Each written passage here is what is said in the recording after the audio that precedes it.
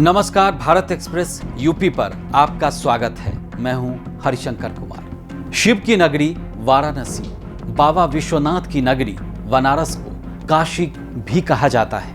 ये दुनिया के सबसे प्राचीन शहरों में से एक है। वाराणसी के बारे में अमेरिकी लेखक मार्क ट्वेन ने लिखा है, वाराणसी इतिहास से भी अधिक प्राचीन है, परंपराओं से पुराना है और किंवदंतियों से भी प्राचीन है। और जब इन सबको मिला दें तो उस संग्रह से भी यह दोगुना प्राचीन हो जाता है। शिव शक्ति के दम दम और बाबा के बम बम वाले शहर वाराणसी में हिंदुओं के बाबा विश्वनाथ विराजमान हैं, तो वहीं यह शहर मुस्लिम कारीगरों के हुनर के लिए विश्व विख्यात है। इसे दीपों का शहर, ज्ञान नगरी, बौद्ध और जैन धर्म को लेकर भी इसे पवित्र स्थल माना जाता है। बात राजनीति की करें तो ये पिछले 10 सालों से भारत की राजनीति का केंद्र बिंदु बन गया है। देश के प्रधानमंत्री नरेंद्र मोदी का ये संसदीय क्षेत्र है। वाराणसी की राजनीति से न सिर्फ उत्तर प्रदेश बल्कि इससे पूरा देश प्रभावित होता है। नरेंद्र दामोदर दास मोदी वाराणसी लोकसभा सीट के सांसद हैं। वो यहाँ से लगातार 2 बार जीतकर संसद पहुंचे। वो संसद जहां पहली बार साल 2014 में जीत दर्ज कर पहुंचने के बाद उसी की सीढ़ियों पर मोदी ने मत्था टेका था। नरेंद्र मोदी ने साल 2014 में आम आदमी पार्टी के संयोजक अरविंद केजरीवाल को 3,71,784 वोटों के भारी अंतर से हराया था। तब नरेंद्र मोदी को 5,81,022 वोट मिले थे, जबकि अरविंद केजरीवाल को 2,09,238 वोट मिले। तीसरे स्थान पर रहे कांग्रेस के उम्मीदवार अजय राय, उनको महज 75,614 वोट ही मिले थे। 2019 में नरेंद्र मोदी दूसरी बार सांसद बने। इस बार उन्होंने 2014 के मुकाबले और बड़ी जीत दर्ज की। पीएम मोदी ने सपा की शालिनी यादव को 4,79,505 वोटों से हराया था।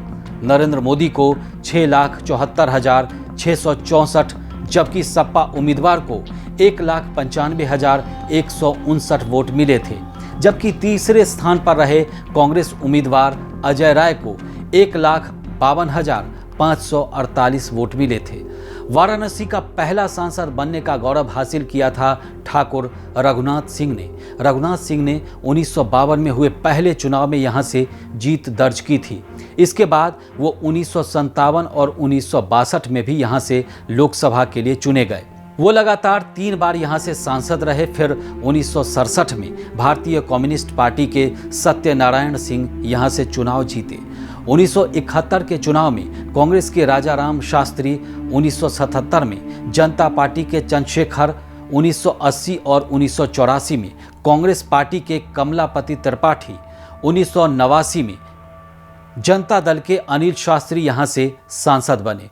इसके बाद 1991, 1996, 1998 और 1999 में यहां से लगातार 4 बार बीजेपी ने जीत दर्ज की।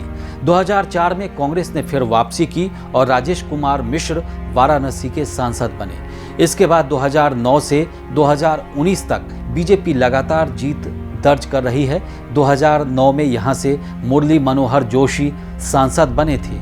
इसके बाद साल 2014 और 2019 में नरेंद्र दामोदर दास मोदी यहां से सांसद बने। वाराणसी संसदीय क्षेत्र में 5 विधानसभा हैं कुल मिलाकर। वाराणसी उत्तर, वाराणसी दक्षिण, वाराणसी कैंट, सेवापुरी और रोहनिया शामिल हैं। वाराणसी में कुल 18,56,791 मतदाता हैं। इनमें पुरुष मतदाता 8,29,560 हैं, जबकि महिला मतदाताओं की संख्या 10,27,113 है। वहीं थर्ड जेंडर वोटर्स 118 हैं। वाराणसी सीट ब्राह्मण भूमिहार बहुल है। यहाँ 3 लाख ब्राह्मण, 1.5 लाख भूमिहार, 2 लाख से ज़्यादा कुर्मी, 2 लाख से ज़्यादा वैश्य, 3 लाख से ज़्यादा गैर यादव ओबीसी, 1 लाख से ज़्यादा अनुसूचित जाति, 3 लाख मुस्लिम और 1 लाख यादव वोटर्स हैं। वाराणसी देश के सबसे तेजी से विकसित हो रहे शहरों में से एक है। 2014 के बाद इस शहर में तेजी से विकास हो रहा है। ज़्यादातर काशीवासी इस विकास से खुश नजर आते हैं।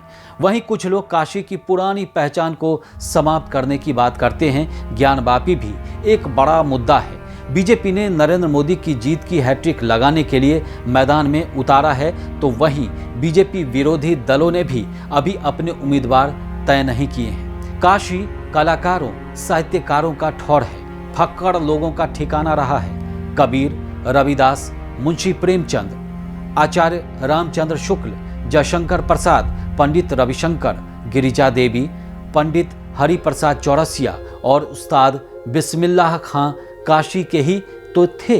ये काशी के ही तो इनकी पहचान है। इसके साथ ही वाराणसी का अस्सी घाट, मणिकर्णिका घाट, दशाश्वमेघ घाट, ललिता घाट, गंगा घाट, सारनाथ और श्री काशी विश्वनाथ मंदिर यहाँ के प्रमुख पर्यटन स्थल हैं। वाराणसी साड़ियों को देश को यहाँ के बुनकरों का उपहार कहा जाता है। इस वीडियो में फिलहाल इतना ही। उत्तर प्रदेश की तमाम खबरों के लिए देखते रहिए भारत एक्सप्रेस यूपी। नमस्कार।